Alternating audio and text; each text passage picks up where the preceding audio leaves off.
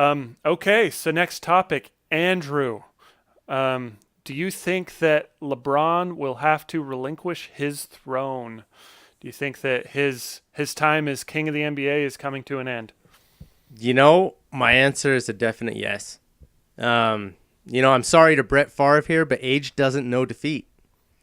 Age is kind of going to be the deciding factor that no matter how many players try to play until they're dead, it's just not going to happen. I just think that, Kevin Durant's proven that he's ready to take over that crown right now. He's a great player. He plays for a better team. He's got a similar skill set without the size. He's got the shooting, he's got the length, the athleticism.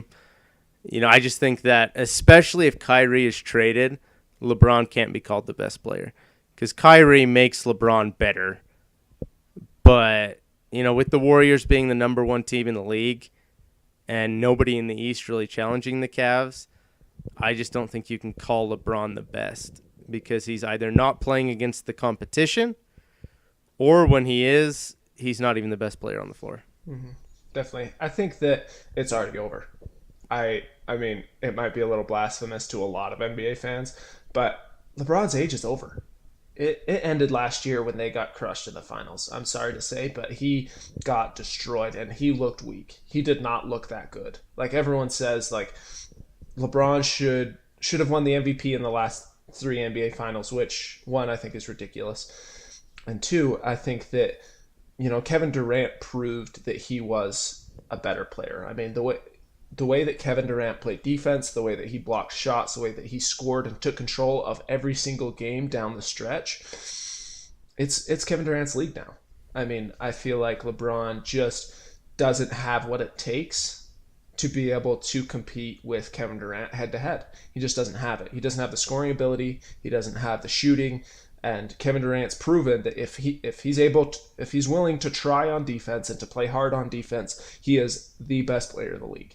And LeBron showed it during the regular season. They didn't play well. They had a terrible defense, and the whole season he was asking for more players. He was asking for more playmakers, better defenders, better players. And it's like, how would you feel if that was your star player on your team was like, my players suck. I need better players. Like, how would that make you feel as another player? That would suck. And that's the reason why Kyrie wants to be traded.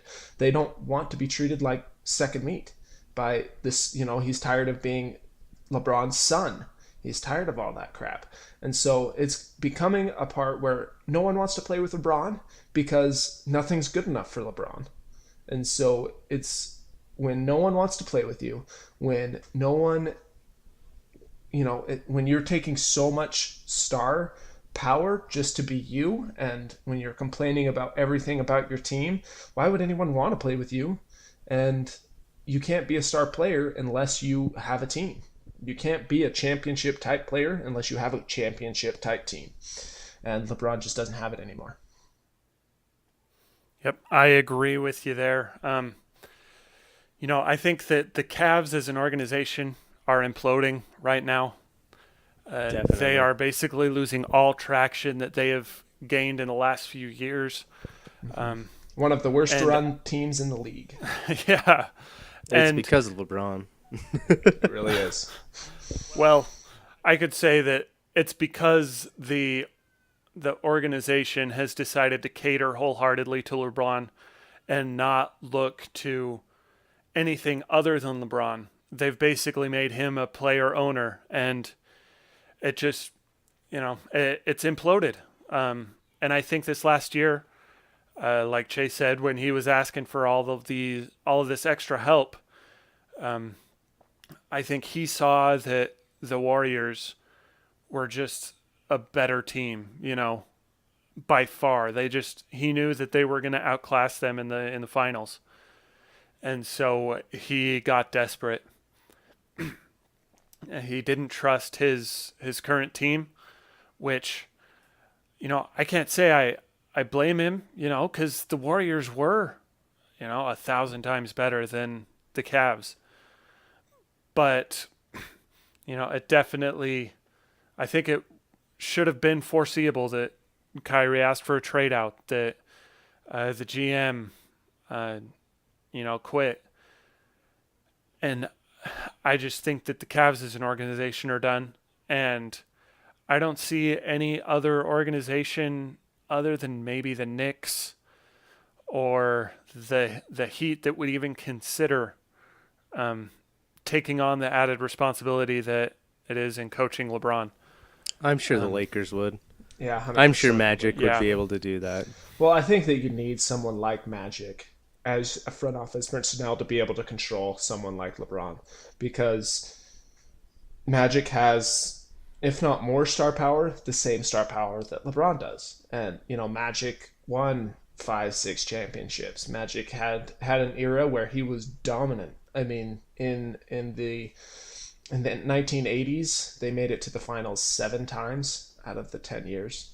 And so they were a dominant team, and they were led by Magic. I mean, he was a dominant player. He was a LeBron type player.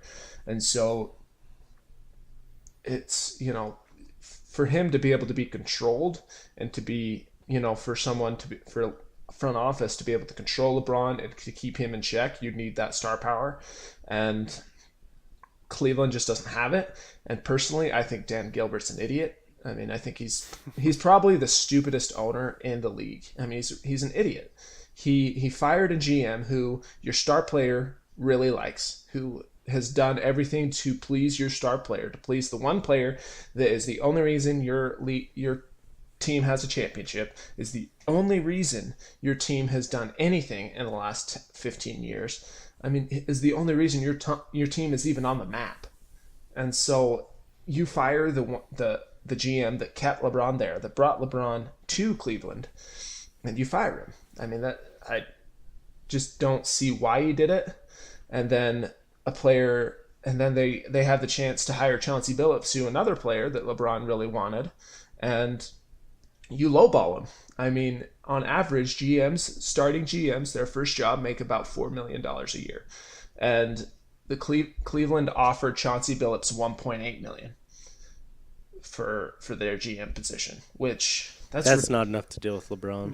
No. Not even close. No, exactly. And so they completely lowballed him. And why would anyone want to go into a situation where you have zero stability, zero anything? Because LeBron's contract is up in a year, Kyrie's contract is up in 2 years, and you have a roster that is full of 35 and olders. I mean, you have a crap ton of players that you have no future with. You don't have any draft picks. You don't have anything. And so why would a person like Chauncey, who really could be a really good front office person, and you completely lowball him, and you go to a team to come to a team that, yeah, has LeBron, that is probably going to leave in a year, and yeah, has Kyrie, which, I mean, now everyone knows that Kyrie wants a trade, but that at that time no one really knew that, and Kyrie hadn't even requested his trade yet, but had, just Kyrie's contract is up in 2 years. Your 2 dominant players are going to be gone. I mean, yeah, you have Love locked down until like 2021 or something like that, but you can't build a team around LeBron. I mean, around Love. Yeah. LeBron. LeBron. Yeah. Well, it sounds like the unanimous decision between us is the age of LeBron is done and the age of Cleveland is done. That's what it kind of sounds like to me.